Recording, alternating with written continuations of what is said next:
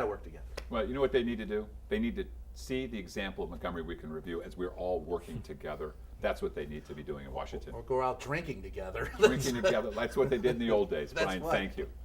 Robert Ruiz. Thank you. Thank you for inviting me here. Well, it's great to have you. This is your first time, so this is a special moment for us. Robert Ruiz, Maryland National Capital Park and Planning.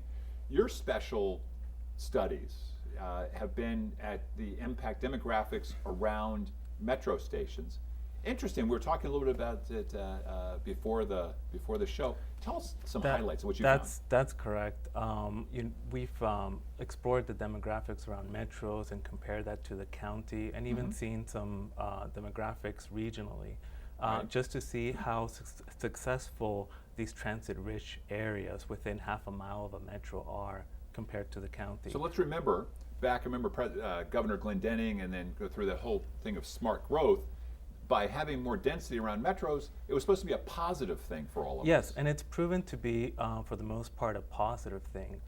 For instance, Montgomery County lags in its share of the population that's in the millennial cohort between 20 and 34 years of age. Okay.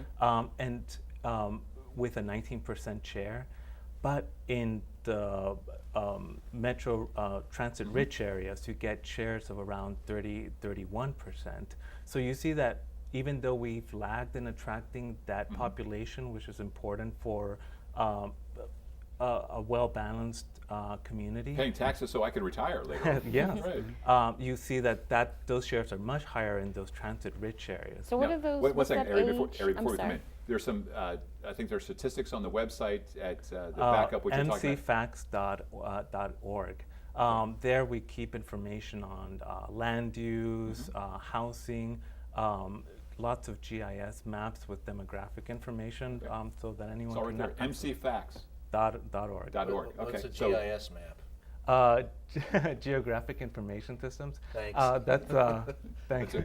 That's That's a good point. Those maps are amazing. Yeah, they are. Oh, you do? Yes, Wonderful. GIS is where I work on the same floor in the Rockville Memorial Library with them, and there's maps everywhere. Oh, But okay. what was the age, if you could repeat that again? For the millennials between the ages of 20 and 34. And so the county is lagging in that population. Yes, countywide. regionally. Which explains why they're not coming to the library. They flee because they can't 'Cause afford they to live don't. here. Let's talk live about here. talking about cooperation. So now you know a new fact. But you're saying that in these areas we used to call smart growth, and you're calling transit-rich areas, it's nearly twice as many, or the density is twice as that with the younger people as you have countywide. Regionally wide, we lag in that cohort at 19% countywide. Right. In those transit-rich areas, you get 31% of the population belonging to those to that cohort.